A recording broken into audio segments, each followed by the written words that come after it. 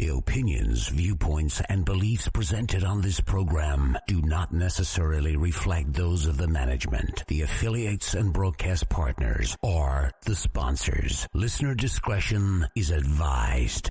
Scarefest Radio, the radio you can see.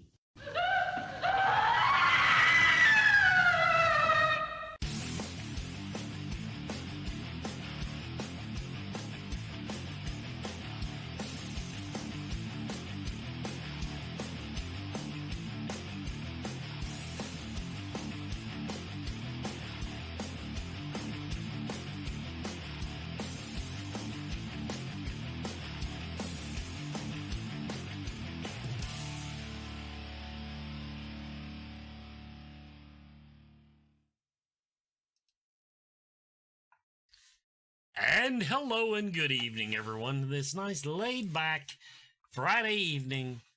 Oh, I didn't frame up the video. I'll have to fix that. We'll bounce back and forth between me and Chad. Anyway, totally unprepared for tonight. Well, okay, everybody, the original broadcast date, of course, is December 3rd, 2021. And if you're watching this, what's going on is, basically, we went through our calendar for the month of December, and we only had like 2 dates we could even do a show. And because I'm not doing it on Christmas Eve. Sorry, I don't like you all that much. It's not going to happen. So anyway, so we said, well, let's not try to go in knee deep on this. Jake in the chat room, sometimes I'm prepared. Sometimes I have a big show planned for you guys. But tonight, what we're going to do, we're just going to, me and Chad, my co-host, who I need to frame up on video, is actually, let's see something here. I'm going to take a moment now to, well, actually, the co-host only works, okay? Then if we do these, it's the everyone. Okay, monitor capture. Why is it so fucked up? Huh. I can fix that part, but... Let's try this. That looks better. We'll do it that way. We'll do it that way. I'll just turn off my background here. Yeah, me and Chad, well, it looks like he has sunglasses on now because part of me's like overriding him. Anyway, let's watch this, everybody. I'm going to fix this just a little bit here. I'll be up in a little corner. And ta-da! Chad Harlan, everyone. Still show a little bit. Let's see. Howdy. Let me adjust my green screen here where it's just going to screw it up. Okay, we're going to do this now. I'll move him away. And there, that's good enough for tonight. Okay. Anyway, so we're going to talk about what we've been doing in the off season, as we say here in Scarefest, because we're just getting ramped up. It's hard to make plans for stuff. Now, one thing, Chad, that I was telling you before the show, I might, next Friday night, I might be on my way to Las Vegas, Nevada. God help him. I've been, I have the opportunity to go to the big Para-Unity convention, paranormal convention at the MGM Grand, everyone. And, you would think I'd be really excited about doing that, but to me, it's just it's work. That's all it is, going. But this end, we're not doing a booth. We're just going to hobnob, if you will, just to be seen, to be a presence. But anyway, so I could not schedule anything. I'll miss that Barry Manilow show. I'll miss everything because I have no interest in anything really. No, there are a few people going that I would like to go see. That's not from local. Some of my friends I've met on the convention circuit. But the thing is, now I could go. Honestly, I could go. I could just say, okay, whatever everybody's plans are, I could go. But I told Brandon and Nicole that I didn't want to go alone. I'll go a lot of places alone, but for some reason, this hopping off the plane in Las Vegas just didn't thrill me this time of year. Plus, it's Christmas. We're busy at the shop. We're busy on the farm, believe it or not. And so, yeah, that's the point, everybody. I couldn't schedule next week. Now, the following week, though, get your letters to Santa ready. We're going to have one way or the other, Really Bad Santa will be on the show on I believe that's the 17th. Is that right? Anybody got a calendar? Anyway, the week after next, Really Bad Santa will be here. I'll be doing a blurb about that so I can get your letters in for Really Bad Santa. And then the week after that is like Christmas Eve, and I just don't feel like doing one on Christmas Eve this year. So that's what we got. Have you been watching any? What have you been doing with your free time, Chad? I've been getting caught up on the DVR, which means the last week I spent a whole lot of time watching the Osbournes Want to Believe, which is a good time if you haven't watched it yet. I've seen a few of the episodes. It didn't engage me. We do have our first film festival entry, which might be the shortest entry we've ever had in the history. It took me, I think the entire movie, including credits, is like 2 minutes and 45 seconds. Wow. They shoved a lot into that 2 minutes and 45 seconds. I will grant them that. So if they happen to get word of this or they're watching the episode, don't worry. You're not disqualified for being too short. It's a very entertaining little 2 minute 45 second film. But it did not take long. Well, I'm glad things are coming in. I know it was a big hit last year. Let's see. Oh, yeah, and Chad, we've already in the chat room. They want to know what's all that on your face. I'm joining the West fan club, so it's an entry requirement. Yeah, keep trying, buddy. I didn't pay much attention to the mustache part. I noticed all the chin hair. You're getting one of those hipster chin beards. Well, that's because I'm bald everywhere else. So I mean, well, I'm not gonna make fun of that because I was looking tonight. I'm got a big bald right in the dead center of my head tonight. My hair is just like parting just to show off how bare my scalp is getting. So anyway, so I have to keep my head leaned back and my chin held high. And for next time everybody see, I'm probably just going to start wearing a hat everywhere I go. So, anyway, in the chat room, let us know what we're missing. Now, the best movie I've watched lately, honestly, has been Shang-Chi, The Legend of the Ten Rings, over on Disney. I watched that the other night, too. Okay, what was your... I had to watch it a couple of times, Chad. The first time it didn't grab me until, well, the end of the movie's pretty freaking cool. But it's one that grew on me after I watched it a couple times. I thought it was fun. I didn't think it was quite up to the level of the other Marvel films, but I thought it was fun, especially for, at least from my knowledge, a little bit lesser known character. I thought they did a good job with it. Very lesser known character, as in the comic book fan sitting before you had never heard of him before I saw that movie. My biggest critique, and I think they were of that particular movie, was I thought because, okay, the female friend, I don't want to say girlfriend because, you know, to me the female friend was only there for comic relief. And that's pretty much her role in every movie she's in. But yeah, I agree. She kind of came on at the end there and participated more. But right, yeah, they really played up the comic relief through her. And I don't know that even in a Marvel movie I like a character being there just for comic relief. I mean, now that being said, like you said, I more so when I was younger, but I was a big comic book fan too, and I wasn't familiar with. So I don't know if in the comics that if she was the comic relief as well, or if they wrote that in. Yeah, I don't even know if she existed in the comic universe. The other thing, now this is a minor critique because I think they just couldn't figure out how to do it without offending people, but the Mandarin character, which was introduced in Iron Man Part 2, or was it 3? Whatever it was. the Mandarin character, in the comic book, he's badass. And then, of course, you know, in the Iron Man movies, he was down. Well, I mean, he was kind of he was a joke. He was a front, if you will. But then they, spoiler alert, they brought him back for this one, the actual character. But then now the Legend of the Ten Rings, see, I thought they were going to go back to the original 10 rings that the Mandarin had, which were actual rings on his fingers that did all kinds of neat stuff. And they didn't go that way. So I don't even know how true the movie is to the comic book on how much of a badass Shang-Chi was.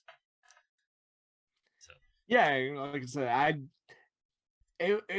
I was surprised when I saw it being released because it was such an obscure character, at least from mainstream. And so, yeah, for one way that works with Marvel, that they have a little more flexibility. There's not a bunch of comic book fans out there holding them to the strict canon because nobody knows what the canon is. Good point, Mr. Harlan.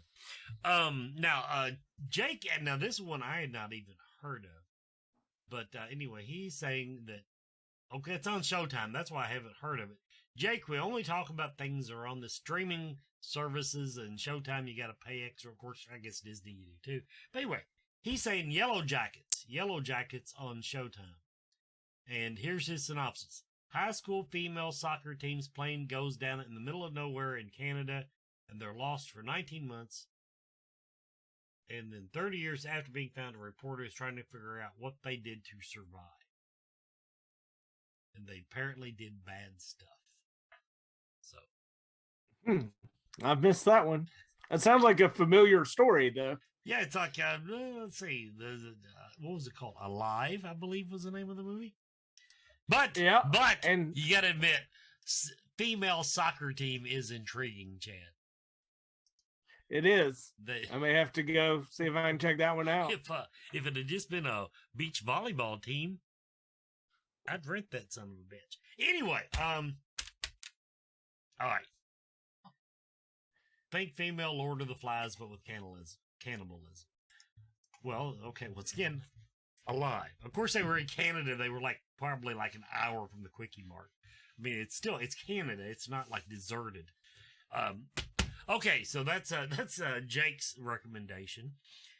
And now, when I started, I saw some buzz online about it. It's not really engaged me. Now, we're going to talk about the Ghostbusters movie here in just a minute. Wheel of Time. It's an Amazon Prime series, and it I don't even know how to describe it. It's one of those it's like Conan the Barbarian but with women, I guess is how you could put it. So yeah, there you go.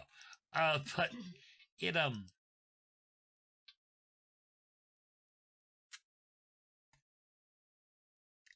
I'm not going to pan it yet. It's interesting enough, everybody, if you're into that kind of movie. The, what was the one with, Superman just a little while back?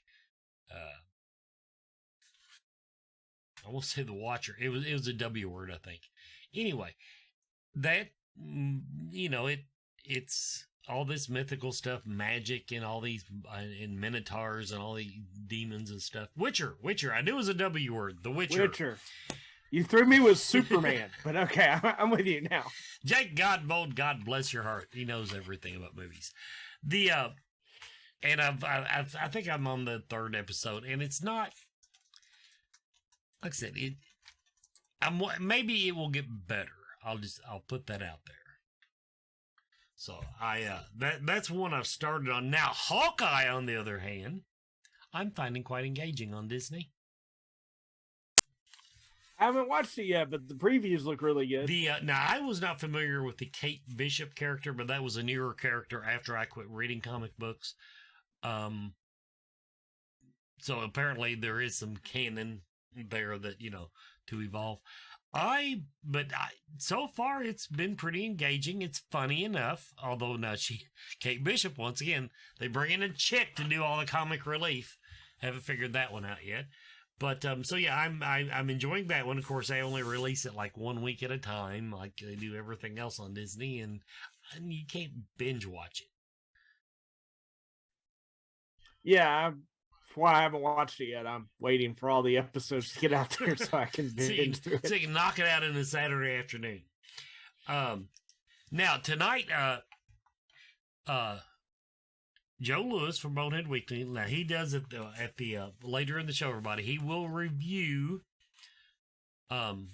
Ghostbusters Afterlife. That's the name of it. We went and saw that last weekend, and I will tell you that I agree with his review of it. I'll give that spoiler alert for the end of the show. But yeah, we'll talk about that when we come back. We're going to do a commercial break, everybody. Let's go ahead and get one of these knocked out. We'll be right back with more Scarefest TV. Everyone is talking about CBD oil, and it seems like almost everyone is using it. The research is ongoing, but the apparent health benefits are overwhelming. If you're going to use CBD products, though, what brand should you buy? First, find out where the hemp was grown. Imports are flooding the market. How potent is it? Look for a brand that plainly states its concentration on the label. And look for full spectrum CBD. This means the oil contains CBD and all the other cannabinoids, terpenes, and nutrients that are found in the entire cannabis plant. Look for Blue Leaf CBD oil. Blue Leaf Naturals is a Kentucky proud company. They use only Kentucky-grown hemp, supporting Kentucky farmers and businesses. Visit their website at blueleafcbd.com now and use the code SMILE at checkout for free shipping.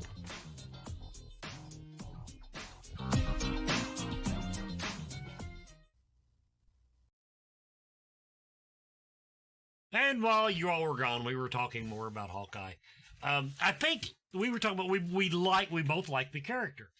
And what I liked about him was, first of all, even in the comic book, he came across as a major smartass. I think if anything, that's downplayed in the movies. I don't think his wit and humor and smart assery, if you will, comes across as well in the movies, other than just, he's always, that's the other thing. He reminds me of me because he's always pissed off about something. But, I did like him in the Avengers comics. Now, the only other one I remember him spending much time in, him and Captain America, I think, were big buddies. I remember he had a pretty good run in Captain America comics, and I was a big fan of Captain America. He's the one, everybody, here's a little nostalgia for you. Okay, when Steve Rogers, or when Captain America was accused of murder the first time, I think it's happened again, he got rid of his Captain America uniform and became the Nomad, which was basically Captain America without a shield. Then Hawkeye's the one who talked him into going back and being Captain America again. And that's about the time I quit reading comic books, so I guess that... I was always a fan because I shot archery competitions growing up, so I was always gravitating towards the archery characters. Is that what it was for you? Now, see, I like archery. I'm not useless with a bow and arrow, but I've never owned one. And so, I don't have any connection to it, I guess is what you would say. So. But yeah, I agree. I always thought they didn't utilize him enough in the Avenger movies. He wasn't, his character from the comics really didn't come through. I always thought he was kind of brooding in the back instead of being the smart ass, like you said. Now, I will say in connection with that, now another one I watched, but I watched it in theater too. I went back and watched the Black Widow movie again. And I watched it this week too. There you go. Opinion of it, Chad? I thought it was good as a standalone movie. I had a hard time relating it to the overall story arc of the Black Widow. Well, that's because you didn't really get much story arch. In other words, and although now I read an article that for her standalone movie, Scarlett Johansson insisted that it not be tightly tied. Either it wasn't going to be an origin story and it wasn't going to be tightly tied to the other movies. She wanted a standalone movie. She wanted one that people would watch and they could watch it even if they'd never seen the other movies. So, I guess they did. Yeah, I just, like you said, the origin story and stuff like that, they updated it too much. It was brought way too far up in the future compared to the comic books. And well,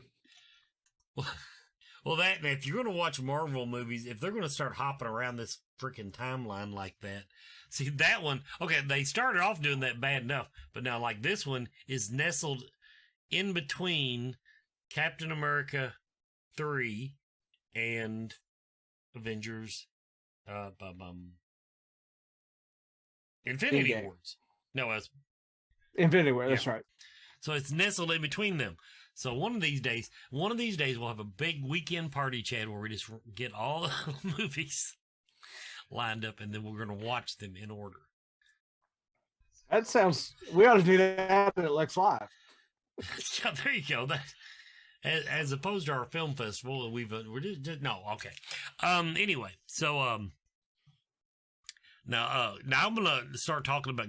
I might wait till the last section of the show, the last 15 minutes, to talk about Ghostbusters because I'm afraid it will make people mad and they'll tune out. Just to get spoiler alert. No, I didn't. I liked the movie. I liked the movie, but I liked it for the same reasons Joe Lewis, who does a review on it, liked the movie. But I will be glad to point out the things I didn't like about it. So okay, that's about all I've watched now. For we've burned through that topic pretty well. Well, while we're talking Marvel, we're still stick with Disney Plus.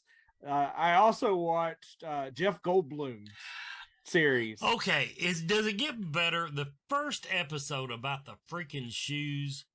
I'm sorry, that bored me to tears, and I like Jeff Goldblum, but yeah, I didn't even make it through that episode.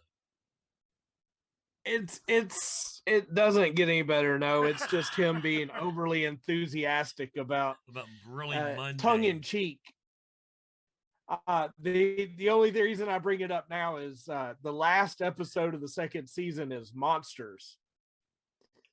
And as part of that, he goes to a theatrical company that makes masks and some of the horror type stuff. He goes to haunted houses, but he does a Bigfoot segment with Greg and Dana Newkirk. So it was interesting to see some local folks on there, but of course they're taking it very seriously and they're bringing a lot of knowledge and expertise to it. And he's being very tongue-in-cheek about the whole thing as he presents it. So but it was, like I said, it was interesting to see some local folks on there that presenting their knowledge.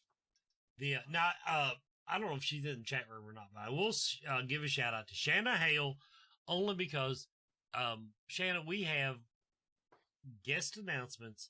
We've got the verbal commitments. We've got the email commitments. We are just waiting on the contracts. I think they'll probably announce one over Facebook next weekend because there won't be a show to do it. But I know that they've got one that they're wanting to go on and get out because, believe it or not, everybody, we think we're going to have some photo ops on sale by spring. Never in the history of Scarefest has that happened. But I did want to give her, because she was asking about announcements tonight. I know some names, but everything went so good last year. We just keep that momentum going. Well, everything's going to be early this year. Yeah, but Do you all realize how hard it is to do things like that? Scarefest, now that's one thing we have. Now we usually get our headliners, a few of them, out early, hopefully around Christmas. Usually most years we have 1 or 2 announcements by Christmas, and then we kind of float along through spring, and then April or May is when we really start. Everybody this year is wanting the entire lineup done now. Have you noticed that? I have. I've seen a lot of calling for it, but I think there were some threads thrown out there asking for suggestions. I think that kind of stirred the pot on that a little bit. Well, it always does, but at the same time, we ask for those suggestions to look for patterns, and man, occasionally bring up somebody we hadn't thought of. And so even with the things that we do every year, like ask for suggestions, like I said, it's early. Sorry, I'm not gonna. I am not. Yeah, I am. Calm the fuck down, everybody. I want that on my tombstone, by the way. Calm. So anyway, I put. I also think it's indicative, though, of last year's show. I think it was so successful, and everybody came out of it so hyped up that hype is continuing. You know what, though? There is a danger in that, though. You know what? Now, okay, this is inside baseball stuff, everybody. There's a danger in that. If we go ahead and announce a big lineup early, ticket sales will suffer. Mark my word. Because the buzz that we create announcing really great guests later in the season, closer to the show, takes us a long way. It gets people talking about us. If they talk about us now, everybody will go, well, I'll get my tickets later, and forget us. Not everybody, of course. We'll have 7,000 to 8,000 people show up if we lock the doors and just, don't even hang a sign up. Definitely got to build up to a Christmas Day. Yeah, but, that's the other thing. Jake offered to paint that on my grave, if nothing else will. So hopefully, since my wife is sitting here in the room with me, she will follow through on my wishes here, and you won't have to spray paint that on my grave, Jake. But thank you so much for the offer.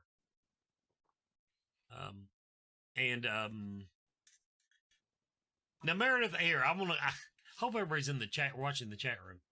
Okay, she says she wished we could get more musical guests. That would be cool.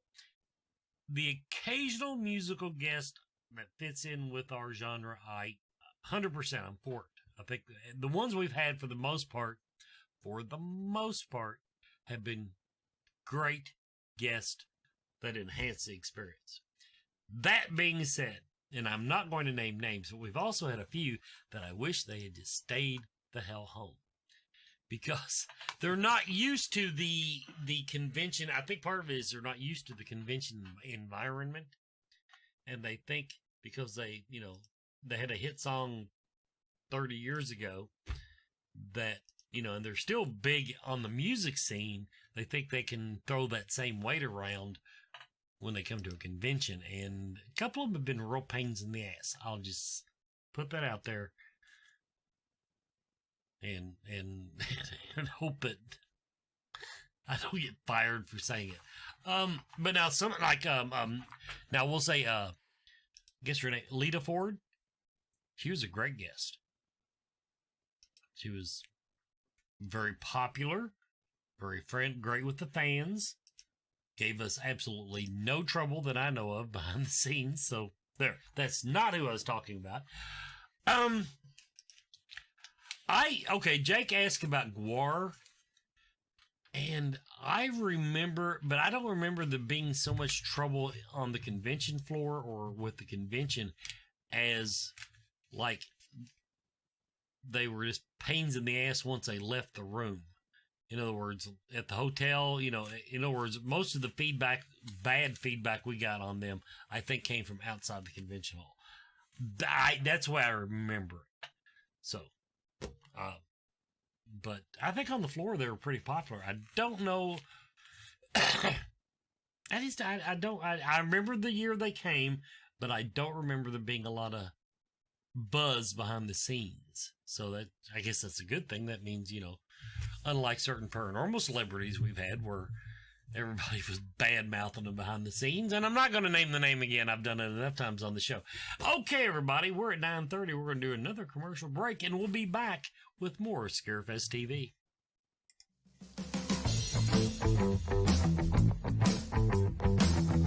Spirit Mechanics is here to help. Their background includes many different specialties across the metaphysical spectrum, including alchemy, shamanism, Celtic witchcraft, angelic magic, astral travel, and more. With over 30 years combined experience in the group, you can be confident in their ability to help. If there is a question you have that you cannot answer, they will do their best to assist you. Metaphysics can be intimidating, confusing, and unfortunately, abused. Spirit Mechanics takes pride in being selfless in the pursuit of helping others, being humble and honest with their clients about their questions, and lastly, maintaining a professional and personable atmosphere. They want you to feel as you are coming to a close friend, and they will do everything in their power to make you comfortable and safe.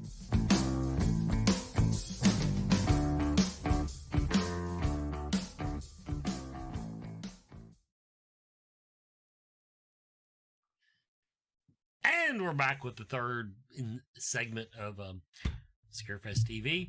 Now, here's a little trivia for you. I don't know if anybody can tell. I still have not gotten my voice back 100% from Scarefest weekend. I might never be the same, Chad. Well, I mean, it'd be a shame if we couldn't hear you very well.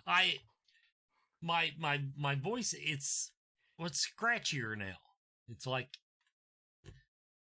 but I don't know, maybe I've had COVID for the last 2 months. I don't know. Anyway, like I said, I don't have the range that I had in the past. My voice is deeper now, which I mean sounds okay, but it's just I think nobody's complaining, but I have a little more trouble doing my radio voice than I used to do. So anyway, Jake says I think I'm just now barely recovering.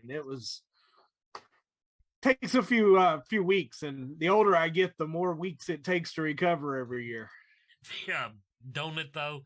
And I did not hit it like usual this year, but I was out of practice too. That's part of it. I was completely out of practice as far as drinking and functioning. So I decided, well, I need to function, so I'll drink a little bit less than usual. I just can't stay up that late. That's what kills me. I remember you at the launch party in 2019, dude. You were hilarious. and now I will let that live in infamy. And I want to point out, I don't think any of you all, and I'm looking at the fans now, the screen, my chat room. I don't think any of y'all hung at the Hyatt parking lot. The cul-de-sac or whatever you want to call it, in front of the Hyatt. I don't think anybody hung out like they usually have in years past. I'm not saying it didn't have its moments, and I'm not saying it didn't run up into the night, but I didn't see any of those 4 and 5 a.m. nights like yeah, Jake, you were there, but it was like you and me and Adam. So yeah, it was a much smaller crowd than usual, Jake, from what I can see. Excuse me, everybody. Well, there were too many respectable people at the Hyatt this year. So. Keeneland was going. Now, basketball fans. Now, the interesting thing is, of course, you and I were talking about Marvel because we're big comic book fans. I've not seen the chat room flooded with all those great fresh Shudder movies that might be out. People in the chat room, are you all watching any horror movies? Kim Ford Johnson's in the chat room. Yes, Kim and Adam. I gave Adam credit. Adam Johnson. I did give him credit. He was there.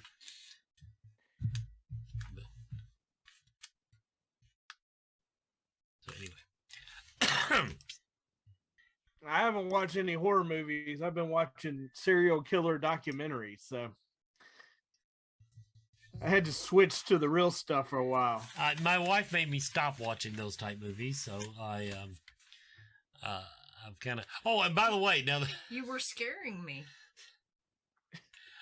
Another thing about Shang, to back up in the conversation, one of the reasons I watched Shang-Chi like 12 times, I'd watch it and Nita would be sitting there watching, and she went to bed every damn time on it. So I'm assuming that it didn't capture her attention, but I kept wanting her to stay and watch the end of it. And finally one night I said, it's almost the end. Will you please sit through this movie so I quit watching it? It took me like 4 times to watch that whole movie. So, that's the other reason I did that. Yeah, and now Kim Ford Johnson, of course, is going with Ken Boggle next weekend to Las Vegas. Kim, we were talking about that earlier. I still don't know for sure if I'm going or not. I'm just waiting for someone to say, hey, I bought you a plane ticket. Let's go to Vegas. That's pretty much where I'm at. I'm going to go ahead and I'm going to talk about the new Ghostbusters movie. And I can't do this without, I have to give a spoiler, not on the movie, on Joe's review of it. It is a movie that was made for the fans of Ghostbusters. That is basically, if I cannot picture someone who this would have been their first, God, yeah, don't let the one with all the chicks in it be their first Ghostbuster movie. But I cannot picture someone who just walked in off the street and had not seen the original Ghostbusters 1 or 2. I don't think they would have enjoyed this movie. Argue with me in the chat room if you will. I'm not giving any spoilers. Just from the previews, there are so many callbacks that it would be hard to really keep up. It was 120 minutes of callbacks. Okay, everything about the movie was a callback, and if once again, if you had that little voice in the back of your head said, "I need another Ghostbusters movie. I need another Ghostbusters movie," I guess it fit the bill. Now, spoiler alert: the things I didn't like about it, and this won't really spoil the story for anybody. The mother character in the movie, I forget her name, but basically Egon's daughter, for sake of it, she was not a likable character. She was a shitty mom from beginning to end. Even when she got at the end of the movie, when she had her come to Jesus moment, you look like, well, you're kind of a shitty mom. So there was that, and it's hard to have one of the main characters, the main protagonist of the movie, not be a likable character. It's hard to pull that off. The only reason they were able to pull it off with all the Ghostbuster fans is because everybody said, Egon's daughter. And who was the mother? I mean, in the chat room, anybody who has seen that movie, tell me who her mother was. I was just going to say Egon, though. I mean, just thinking about that character, I can't imagine he was the greatest dad either, if we had seen those guys. Well, that was kind of the point of the movie. Now, I don't remember any references in the first movie to him, like, having a wife. Now, maybe he did, but I don't mean, an ex-wife, maybe. Who knows? Maybe there were, and I just don't remember it. So there was that. Now this one, I don't think's any great spoiler, and I don't think it will rile people's feathers too much. I would have liked to have seen the original Ghostbusters have a bigger part in the movie. Yeah, when they first started talking about this, I was really kind of hoping it was going to feature them more than what I understand they actually ended up being in there. That was my hope too. Once I sat down at the movie though, and I saw the way the storyline was going, I said, yeah, they're just going to bring them in at the end, aren't they? And sure enough, that's what they did. So that, once again though, that's from a fan standpoint, but once again, nobody's arguing with me in the chat room about how great the movie was. There were very likable parts of it. And I'm not saying I did not enjoy the movie. Michael Connors. I think that's kind of the trend right now, though, is taking some of these old franchises, and I think we saw it with Halloween Kills. They basically making them to pay homage to the fans as opposed to trying to make a great standalone movie. So I kind of see that with several of the old movies that they're coming back around with, especially where they're either recreating it or resetting it. So like Ghostbusters is kind of eliminating that whole female driven comedy section, and Halloween eliminated everything after episode 1. So I can see where they're trying to bring it back and play to the nostalgia of it as much as they're trying to actually make a decent movie. Okay, me and Meredith are going to have a big argument about this in the chat room, I can tell. Okay, her last comment was, I love Paul Rudd's character, and they did a great job making the grandkids look like him. What did grandkids have looking like Paul Rudd have anything to do with? Anyway, Like I thought, Egon. huh? Like Egon. Oh, like Egon. Yeah, I will say the casting was on point. Casting was on point. No argument. Especially the youngest. I will say that the youngest, they couldn't have done any better. Yeah, she said that was 2 different sentences. Punctuation, dear, punctuation. That's how you delineate sentences. But anyway, Paul Rudd's character. Now, I guess this is from seeing him in some other movies, in particular as Ant-Man in that. But I have come to expect more from Paul Rudd. And I felt like he was coasting like Eddie Murphy did in the space movie. Or no, not even, it wasn't even the space movie that he coasted so bad. The one where he rode around in a tank for a big chunk of it.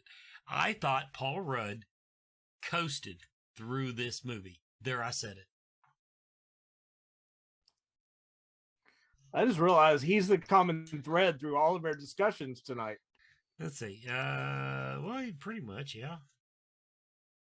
Okay. He was in we just talked about Halloween. He was in a Halloween movie. He was in Marvel. Now he's in Ghostbusters. Regular fucking Kevin Bacon. He's our common thread tonight. Okay. But yeah, I think they did because okay, Merritt, good point. Her point is if they turned him loose, he would have taken over the movie. I will concede that point. So yeah, but they focused on the family, which incidentally, Meredith in the chat room, to me that I felt like they almost wanted to make it a kids movie. Argue, fight me. There, that's what I need. Fight me. And really, if they were going to focus on family, how would it not be Rick Moranis's and Annie Potts' daughters? How is that not the family that carried forward? Fair enough. Yeah, because they did not use and Rick Moranis didn't even have a cameo in this. Oh, now I'm even disappointed about that, actually. But okay, okay, they're trying to reach a new generation. The new generation, Meredith, would not have liked this movie. You have to have the old generation. I don't know. Maybe I'm wrong, but I don't know that anybody. I want to hear from somebody of any age who had not seen the original movies that watched this and thought, "Wow, this is great." I think this is just an attempt at a handoff. They, like you said, you have to have the old generation, but they're hoping they brought their kids and grandkids with them, so that now they can create the sequels going forward with the and new don't cast be the kids surprised. are gonna like. Okay, now this. Okay, here's a prediction, everybody. God, I need to pull this up on IMDb so I remember everybody's names. Ernie Hudson. Ernie Hudson's character in the movie, they mentioned that he made a buttload of money doing something after Ghostbusters. So, and he made a little comment about the car looking so bad and he'd fix it up and everything. I'm wondering, everybody, if the plan isn't to take that character and have him finance a new Ghostbuster team that will appeal to the young generation.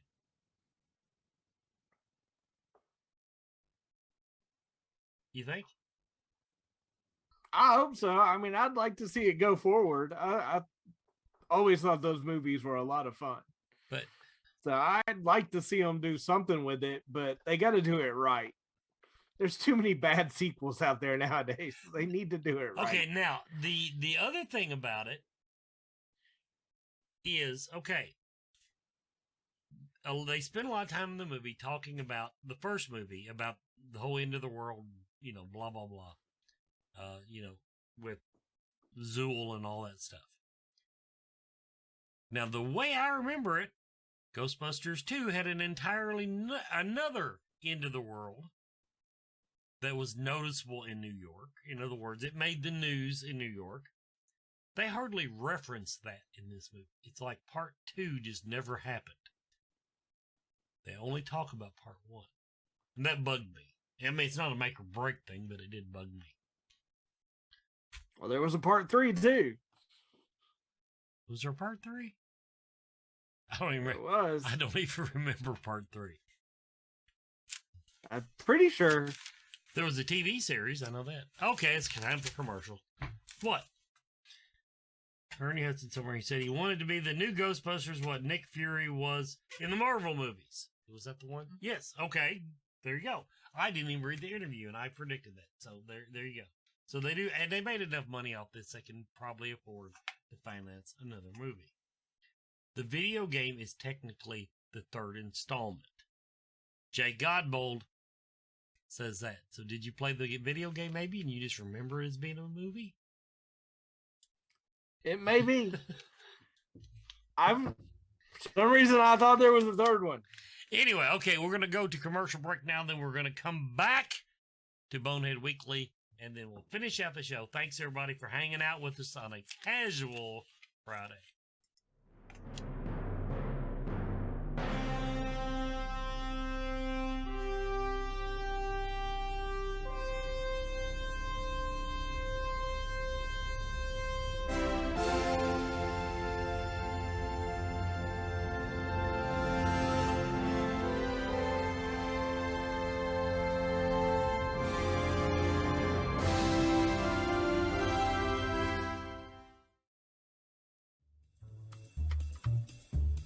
Hey, Scarefest, this is Joe Lewis of Bonehead Weekly. The movie I'm about to talk about is impossible for me to review in the sense of I am too emotionally entangled and attached to it. Now, some of you are going to start giggling and laughing, but the new Ghostbusters Afterlife film, I can't detach myself from it. The first movie I ever saw in the theater was Ghostbusters, 1984. I was 6 years old. One of the first things I ever took my son to see was Ghostbusters at the Kentucky last summer when the pandemic, when they opened up for a little while. There's me and him and a few other folks in the whole theater, had it all to ourselves. And he stood up in the middle of it, and screamed, "I'm too young for this movie." It was hilarious. His timing was impeccable. Still is. He's a pretty funny kid. The first thing I bought him when I found out that I was going to be a dad, and I didn't even know it was a him or a her, was a little Stay Puft. He still has it. He gets Star Wars, but he's not attached to it. He's not attached to several other things that I love, but he is attached to Ghostbusters. When he was 1, I started showing it to him a little bit, and he loved Stay Puft. At the time, I thought, I think he thinks Stay Puft is the hero. And he's just grown more and more and more attached to it. And something that I thought as I got to be middle-aged, I'd let go of and wasn't quite as crazy about was renewed in me. When I get asked what's my favorite movie, I always say I don't really have one, but Ghostbusters would have to be in the top 3 or 4. I love Ghostbusters too, even though it's flawed. If you know the history of Ghostbusters, you know it's a little kind of a lightning in a bottle. And Bonehead's going to be doing a 2-parter about all the movies and cartoon series, and that'll be coming up, and that's a plug, shameless plug. So it's impossible for me to review Ghostbusters Afterlife because I'm emotionally attached to it. That movie was made for me, not me specifically, but people like me, people who grew up loving Ghostbusters, thinking Ghostbusters is the coolest thing on earth. When everyone else loved Batman in '89, I was excited about Ghostbusters too. I like Batman. Nothing ever comes close to Ghostbusters to me. It's the thing when the other two boneheads and I have the most in common. We argue about a lot, but the three of us are emotionally attached to Ghostbusters. And when I first saw the sneak peek trailer, I didn't know anything about it. It gave me chills. When I saw the other trailers, it gave me chills because it looked like a proper Ghostbusters movie. And then I saw it, and then I immediately went and picked up my son from daycare and took him to see it. In the same day, I just took a half day. And we both loved it. And it's sad because I cried twice. I cried once before. I know Wes right now is calling me different names, and that's okay. And they're true. It's a flawed movie. There's a couple of scenes in it that are awful. They're just groaners. And it's a love letter to me. It's a love letter to other middle-aged nerd guys and girls who love Ghostbusters. It gave us basically the closest thing we'll ever get to Ghostbusters 3. And Ghostbusters Afterlife serves as a bridge film. It's probably one of the best ones I've ever seen. This movie is the one we've waited for. If you love Ghostbusters. If you don't love Ghostbusters, like the passion I just put into this, then this may be well, it's fun. It was okay. And that's okay because it wasn't made for you. It was made for me. Go out and see Ghostbusters Afterlife. I want to talk to you about it more. I want to give you details, but I'm not going to do that. I'm just going to tell you, go out and see it. Don't think about it. Just let the emotion, let your childhood rush over you and let yourself cry at the end. Because if you love it like we do, you're going to cry a little bit. It's hard not to be misty-eyed. Ghostbusters Afterlife, go see it. I can't recommend it more. This has been Joe Lewis of Bonehead Weekly. Happy Thanksgiving.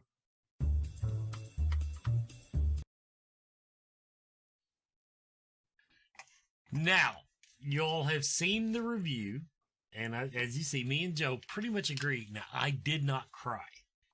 But I didn't cry at the end of Avengers Infinity War either, so I'm not prejudiced that way. No, the movie did not make me cry. And actually, part of that even was the purist in me. But I'm not. That would require a spoiler that I'm not going to throw out. So anyway, and there was, as we established during the break, there was no Ghostbusters 3. Just that horrible, horrible remake. Allegedly, I've not even seen the remake because it's not been on any of my streaming services yet. But anyway, so there. It wasn't that bad, but it didn't hold up to the others. They tried to turn it into too much of a comedy, but. And let's see, when's the last time I did? Jake had said about Old Yeller. I should have muted my phone. I'm trying to remember if I have cried at a movie. Well, teared up anyway. But I don't remember when it was. Oh well. Pick a sports movie. That's the ones that always get me. Rudy kills me.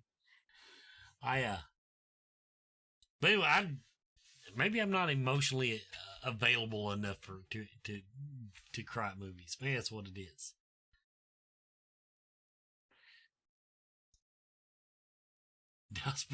Jake, you're just throwing shit out there now. No, anyway. So there, that's mine and Joe's thing on takes on Ghostbusters Afterlife. I do think if you're a Ghostbusters fan, you will enjoy the movie. I make no bones about that. But Meredith, I'm sorry, I cannot count your 12-year-old, I think she said. Who was it in the chat room said my 12-year-old loved it? Yeah, Meredith. My 12-year-old loved it. I'm sorry, I'm not going to take movie advice from a 12-year-old. Can't do it. And he's probably seen the cartoon, so it doesn't count anyway. Cartoon was awesome. It was, but I'm saying, once again, you would be familiar with the storyline. That's all I'm saying. It's not the same as walking in and having never read a Marvel comic book and going to those movies. Because they were standalone. Where they introduce the characters to you, you got to... Now, you had to watch them out of freaking order and get introduced to everybody properly. Well, we went over that. So anyway, everybody, I'm going to thank everybody that tuned in tonight to sit through my little ramblings, if you will, about what I've been doing with what free time I've had in the last month.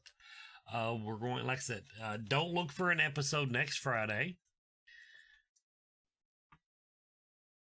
Jake is now telling everybody to look up the video game on YouTube, and you'll actually get to watch part 3, if you will. So I'm not even going to plan to have an episode next Friday night.